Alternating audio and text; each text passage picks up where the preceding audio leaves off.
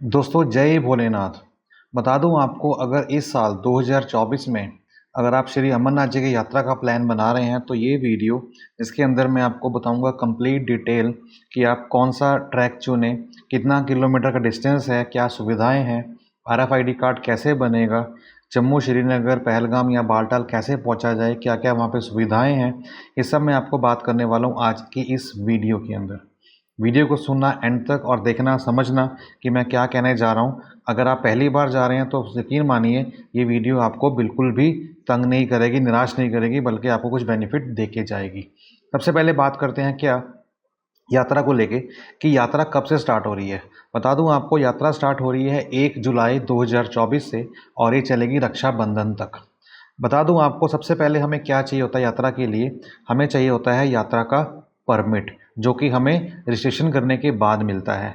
अब क्वेश्चन ये आता है कि हम लोग कैसे रजिस्टर करें ताकि हमें परमिट मिल सके। तो उसके दो तरीके होते हैं, एक होता है ऑनलाइन और एक होता है ऑफलाइन, और दोनों ही सूरत में हमें देने होते हैं पैसे, तकरीबन 150 से 250 के बीच में। ये डिपेंड करता है कि इस साल यात्रा का कितना अमाउंट देना होगा एक परमिट के लिए।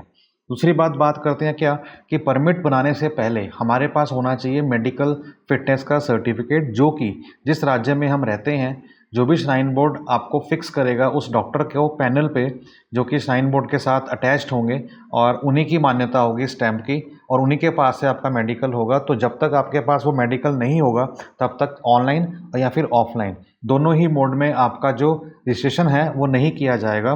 तो इसीलिए मेडिकल अनिवार्य है। मेडिकल की डेट्स हालांकि अभी ओपन नहीं हुई है।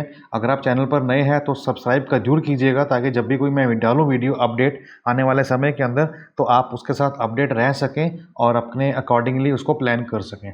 तो फिलहाल के लिए बता दूं आपको कि अभी ओपन नहीं है, और सबसे पहले हमें क्या चाहिए, मेडिकल सर्टिफिकेट ही चाहिए। अगर मेडिकल होगा तभी हम लोग करवा पाएंगे अपना रजिस्ट्रेशन, नहीं तो पॉसिबिलिटी नहीं है। अब जब बात करते हैं कि हमारे पास मेडिकल बन गया, अब हमें परमिट बनवाना है, तो क्वेश्चन आता है कि परमिट अब कहाँ से बनवाया जाए। अब जैसे मैंने बताया कि ऑनलाइन बनेगा या फिर ऑफलाइन बनेगा, लेकिन मुझे डिसाइड करना होगा कि मुझे किस रूट से जाना है। अब यहाँ पे यात्रा के लिए दो रूट हैं, एक है पहलगाम रूट और एक है बालटाल रूट। बात करूँगा अगर आपसे पहलगाम रूट की, तो वो जो है एक पारंपरिक रूट है, जहाँ से भगवान शंकर खुद उस रास्ते को लेते हुए चलते हुए उसी ट्रैक से गुफा तक गए थे। तो ज़्यादातर लोग पहलगाम से ही जाते हैं और उतरते बालटाल से हैं, लेकिन किसी के पास समय नहीं रहता तो वाया बालटाल भी जाते हैं। वो डिपेंड करता है उनकी चॉइस के ऊपर। बता दूं आपको, अगर आप पहलगाम से जा रहे हैं तो उसका जो रास्ता है, जो ट्रैक है, वो है 48 किलोमीटर का, जिसके अंदर जो आपका 12 किलोमीटर है, 14 किलोमीटर है, वो आपका चलता है टैक्सी से, और बाकी 36 किलोमीटर का जो है वो आपका होता है पैदल। वहीं बात कर दूसरी और बालटाल की, तो बालटाल के लिए आपको चलना पड़ता है 14 किलोमीटर, लेकिन इसमें बस की जर्नी ज़्यादा हो जाती है और पहलगाम से बस की जर्नी कम हो जाती है। जर्नी की बात करूं तो जम्मू से अगर हम बात करते हैं पहलगाम रूट की, तो गाड़ी द्वारा मतलब बस द्वारा या फिर कार द्वारा आपको पार करने होंगे 294 किलोमीटर, मतलब 300 में 6 किलोमीटर कम, और पैदल यात्रा करनी पड़ेगी आपको 32 किलोमीटर की। और अब वहीं बात करते हैं, अगर आप जाते हैं बालटाल से तो आपको 401 किलोमीटर पार करने पड़ेंगे बस या फिर गाड़ी से, और 14 किलोमीटर चलना पड़ेगा पैदल से। लेकिन आपको बता दूं, जो पहलगाम का रास्ता है वो बहुत सीनिक ब्यूटी है, हालांकि लंबा है, उसको पूरा करने में 2 से 3 दिन लगते हैं, और बालटाल का जो है 1 दिन में हो जाता है। बट वो चॉइस के ऊपर डिपेंड करता है कि यात्री या श्रद्धालु किस तरह से जाना चाहते हैं। ये तो थी बात आपकी दूरी की और डिस्टेंस की। फिर हम बात करते हैं क्या RFID कार्ड कहाँ बनाया जाए, जो कि बहुत ही इंपॉर्टेंट है। RFID कार्ड की बात बताऊं कि वो अलग अलग जगह पर बनते हैं। सबसे पहले बेस्ट रूट आपका क्या है कि अगर आप ट्रेन द्वारा आ रहे हैं तो जम्मू में आएंगे, तो जम्मू में आते ही आपको स्टेशन के बाहर ही, इनफैक्ट स्टेशन के प्रीमिसेस के अंदर ही आपको काउंटर मिल जाएगा। There is no need to go at Yatri Niwas. जैसे कहा गया है कि भगवती बेस नगर कैंप है, वहाँ पे आप बनाएंगे, तो मैं आपको बता दूँ धक्का पड़ा होता है वहाँ पे, दुनिया वहाँ पहुँची होती है, कार्ड वहाँ पे बन जाता है, बट आपको लाइन में लगना पड़ेगा। इससे बेहतर क्या है कि जब आप स्टेशन पे उतरें आप वहीं से ही अपना RFID कार्ड बना लें। हालांकि वहाँ पे आपको अपनी यात्रा परमिट दिखाना होता है, क्योंकि उसी के डेट के आधार पर आपको RFID कार्ड दिया जाता है। अगर आप वहाँ से नहीं लेते हैं तो फिर आप RFID कार्ड जो है भगवती नगर बेस कैंप से भी बनवा सकते हैं। अदरवाइज़ अगर आप जाएंगे श्रीनगर में एयरपोर्ट पे या फिर बालटाल बेस कैंप पे या फिर पहलगाम बेस कैंप पे तो वहाँ भी आप बना सकते हैं। लेकिन बता दूँ आपको, बिना RFID कार्ड के यात्रा की परमिशन आपको नहीं दी जाएगी, ये आपको बनवाना ही रहेगा। तो जहाँ पे आपको ठीक लगे वहाँ पे आप बनवा सकते हैं। अब हम बात करते हैं क्या, अगर हम ट्रैक पकड़ते हैं कौन सा, आपका पहलगाम वाला, तो पहलगाम वाला ट्रैक पकड़ते हैं तो उसमें हमें क्या मिलेगा, ठीक है, कितना किलोमीटर्स है, कौन कौन से पड़ाव आते हैं, ये जानना बहुत ज़रूरी है। सबसे पहले बात करते हैं चंदनवाड़ी की। ठीक है, चंदनवाड़ी जो हम जाएंगे पहलगाम से तो उसके लिए हमें टैक्सी करनी पड़ती है शेयरिंग में, जो कि तकरीबन 150 रुपये पर हेड लेती है। वो 150 रुपये पर हेड लेने के बाद उसको डिस्टेंस जो कवर करती है वो करती है 14 से 16 किलोमीटर का, और वो आपको ड्रॉप करती है चंदनवाड़ी चेक पॉइंट पे। ये सबसे पहला पड़ाव होता है जहाँ से हम स्टार्ट करते हैं अपनी पैदल यात्रा शुरू करना बाबा अमरनाथ जी की ओर। बता दूं आपको, चंदनवाड़ी जो है पहलगाम से वो है 16 किलोमीटर, और उसके बाद जब हम ट्रैक स्टार्ट करते हैं तो फिर सबसे पहला पड़ाव आता है पिस्सू टॉप, जो कि चंदनवाड़ी से 3 किलोमीटर का ट्रैक पड़ता है। और ये बहुत ही मतलब सबसे खड़ी चढ़ाई है, ये सबसे टफेस्ट ट्रैक है जो कि इस पहली पूरी यात्रा में आता है। मतलब शुरुआत ही हमारी टफ ट्रैक से होती है पिस्सू टॉप। हालांकि यहाँ पे पालकी और घोड़े और खच्चर भी अवेलेबल होते हैं, लेकिन अगर आप जाना चाहते हैं पैदल जा सकते हैं। 3 किलोमीटर का रास्ता है जिसको पूरा करने के लिए आपको 1.5 से 2 घंटे बड़े आराम से लग सकते हैं। बता दूं आपको, अगर आप पैदल जा रहे हैं तो अपना मास्क जरूर लेके जाएं, क्योंकि घोड़ों का ट्रैक और पैदल का ट्रैक सेम है, और क्योंकि वहाँ डस्ट है तो डस्ट बहुत उड़ती है। तो अपने गॉगल्स अपने साथ रखिएगा, उसको हमेशा पहन के रखिएगा, टोपी पहन के रखिएगा ताकि आपके बाल गंदे ना हो, और अपने फेस को तो पूरा कपड़े से स्कार्फ से ढक के रखिएगा ताकि मिट्टी के जो डस्ट पार्टिकल्स हैं आपके मुंह में नाक के नोक में ना आए, ताकि उससे एलर्जी आपको फील ना हो। अदरवाइज़ आपको बहुत दिक्कत का सामना करना पड़ेगा, क्योंकि घोड़े डस्ट उड़ाते ही चलते हैं। पिस्सू टॉप जैसे ही पहुंचेंगे तो आपको दुनिया भर के वहाँ भंडारे मिलेंगे, लंगर मिलेंगे, जहाँ पे आप अच्छा भोजन का सेवन कर सकते हैं।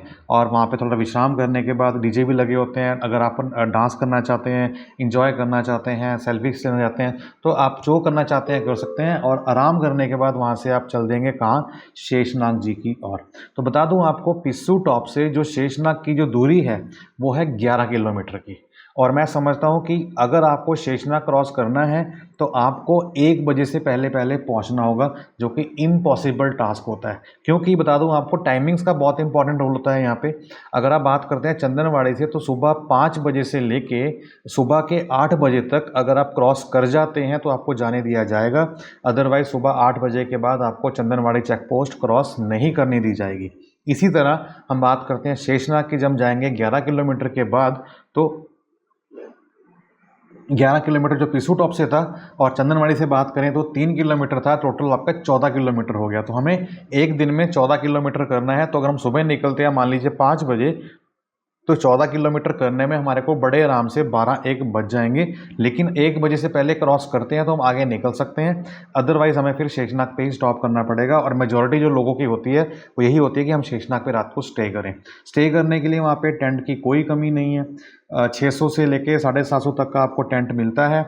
वहीं पे लंगर लगे हुए हैं, बड़े आराम से वहाँ पे दर्शन करके रात को स्टे करके अगली सुबह 5 बजे जा सकते हैं बाबा जी की गुफा की ओर। तो जब आगे सुबह चलेंगे तो नेक्स्ट डे जो मॉर्निंग आती है उसके लिए हम चलते हैं महागुना टॉप। ठीक है, महागुना टॉप जो है वहाँ से पड़ता है 4.6 किलोमीटर, जो कि एक्चुअल में ये सेकंड हाईएस्ट पीक है। ठीक है, अगर हम पहले बात करें जो टफेस्ट ट्रैक आपका था वो पिस्सू टॉप का था, जो कि शुरुआत में ही आ गया था। उसके बाद से लेके अभी तक का जो ट्रैक है वो नॉर्मल आपका चलेगा, मॉडरेट है ना, काफ़ी हाई नहीं होगा, लो भी नहीं होगा, एवरेज बराबर बराबर चलेगा। लेकिन शेषनाग के बाद महागुना टॉप, जिसको हम गणेश टॉप भी कहते हैं, वो चढ़ाई पूरी खड़ी है। 4.5 किलोमीटर के लगभग की शेषनाग से। तो उसके बाद हम बात करें गणेश टॉप से, तो गणेश टॉप से हम जाएंगे पोषपत्री, जो कि होगा तकरीबन 1.6 किलोमीटर। तो कुल मिला के शेषनाग से 4.61 और 1.61 करीब करीब आपका 6.2 किलोमीटर का ट्रैक है। तो अगर आप शेषनाग से 6.2 किलोमीटर का ट्रैक पार करते हैं, जो कि खड़ी चढ़ाई वाला है, उसके बाद पोषपत्री में एक ऐसा भंडारा है जो कि दिल्ली सेवा दल द्वारा दिया जाता है। और उसमें मैं कहता हूँ कि आप डिश गिनते रह जाएंगे, लेकिन आपकी जो गिनती है ना वो ख़त्म नहीं होगी। बाबा जी की कृपा से इतने भंडारे लगाते हैं, इतनी आइटम्स लगाते हैं, आप पूछिए मत, मैं आपको क्या बताऊं, बहुत ज़्यादा, हद से ज़्यादा। और अपने आप को आप रोक नहीं पाएंगे यार कि मैं क्या खाऊं और क्या छोड़ूं। इसके बाद हम बात करते हैं पंचतरणी की, जो कि अगला पड़ाव है। और बता दूं आपको, पंचतरणी आपका हेलीपैड है। अगर हम बालटाल रूट से आते हैं या फिर हम पहलगाम रूट से आते हैं हेलीकॉप्टर के द्वारा, तो हमें वो ड्रॉप करेंगे पंचतरणी में। पंचतरणी जो है हमारा महागुना गणेश स्टॉप से, वो है तकरीबन 3.4 किलोमीटर की दूरी पे, जो कि तकरीबन 12,000 फीट के ऊपर है समुद्र तल से। इसके बाद आता है संगम। तो संगम होता है आपका 3 किलोमीटर, जो दोनों रास्ते मिलते हैं बालटाल से भी और पहलगाम से भी, जो कि बात कर रहा हूँ पैदल मार्ग की। और संगम के बाद फिर हमारा बचता है 3 किलोमीटर का डिस्टेंस बाबा जी की गुफा के पास। और बता दूं आपको, उस 3 किलोमीटर में 2 किलोमीटर तक चलते हैं घोड़े, और अगला जो 1 किलोमीटर है वो घोड़े से पहले उतार देते हैं। अगला 1 किलोमीटर जो में है वो पैदल जाना होता है, क्योंकि रास्ता बहुत सक्रिय है। और रहने की तो वहाँ पे व्यवस्था शायद चांसेस ना ही हो, क्योंकि लास्ट टाइम व्यवस्था बनाई गई थी टेंट की, लेकिन वो बाढ़ के चलते हटा दिए गए थे। तो इस बार भी शायद चांसेस पूरे हैं कि टेंट वहाँ पे ना लगे हों। तो इसलिए हम बार बार एडवाइस करते हैं कि आप वहाँ से रुकने की बजाय वहाँ से निकलने का प्रयास कीजिए। तो शेषनाग से अगर आप सुबह अर्ली निकलते हैं तो आप वहाँ पे 6 घंटे तक पहुँचेंगे, 12-1 बजे तक। तो दर्शन करने के बाद 2 बजे के बाद आप फिर नीचे निकल आएंगे, कहाँ पे, बालटाल के रास्ते, बालटाल की ओर। और बता दूं आपको, जो 14 किलोमीटर का ट्रैक है वाया बालटाल का, तो उसमें भी हमें 8 से 10 घंटे लगते हैं बड़े आराम से। क्योंकि कहने की बात है कि 14 किलोमीटर है, बड़े आराम से हो जाएगा। बट ये उतराई चढ़ाई माता रानी की, वैष्णो देवी की नहीं है। ये चढ़ाई उतराई अमरनाथ जी की है, जहाँ पे रास्ते भी बहुत सक्रिय हैं और बहुत ही दुर्गम है। तो स्पीड इतनी नहीं होती। तो 10 से 12 घंटे आप मान के चलिए नीचे उतरने के लिए। तो ये तो था पूरा डिस्टेंस जो मैंने आपको बताया हर एक चीज़ के बारे में, कि आप कैसे प्लान करें और कैसे ना प्लान करें। तो कुल मिला के बात करूं तो टाइमिंग का बहुत इंपॉर्टेंट रोल है, कि आपको किस समय निकलना है और किस समय से पहले आपको चेक पोस्ट क्रॉस करनी है। तो अगर आप वो चेक पोस्ट नहीं क्रॉस करेंगे तो फिर आपको वहाँ पे स्टे करना पड़ेगा, जिसकी वजह से आपका टाइम ख़राब होता है। तो पंचतरणी आपका जो है पहलगाम रूट से आप 2 दिन जो है कम से कम मान के चलिए। 2 दिन से पहले तो आप पहुँच ही नहीं पाएंगे। अगर आप सोचे कि आप 1 दिन में पहुँच जाएंगे ऊपर, तो पॉसिबिलिटी नहीं है। 2 दिन तो मिनिमम है, और 3 दिन भी हो सकते हैं। जैसे पहला स्टॉप आपका शेषनाग में है, अगला स्टॉप आपका कहाँ पर है, पंचतरणी में है, सेकंड स्टॉप। लेकिन अगर आप स्पीड मारेंगे तो सेकंड डे भी आप पहुंच सकते हैं, लेकिन नीचे आते आते आपकी हालत ख़राब हो सकती है। तो इस चीज़ का आपने थोड़ा सा ध्यान देना है। बाकी सीनिक ब्यूटी बहुत है, बाबा जी की कृपा रही तो आपके दर्शन बहुत अच्छे होंगे, और बहुत ही बाबा जी का आशीर्वाद सबके साथ रहे, ऐसी मेरी मनोकामना है कि जो भी यात्रा का प्लान कर रहे हैं उसकी यात्रा सुगम और सुचारू रूप से हो सके।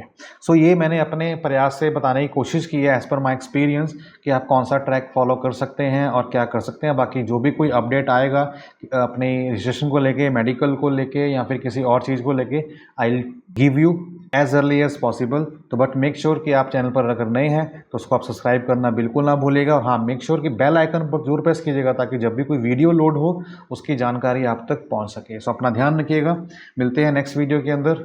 जय बाबा बर्फानी।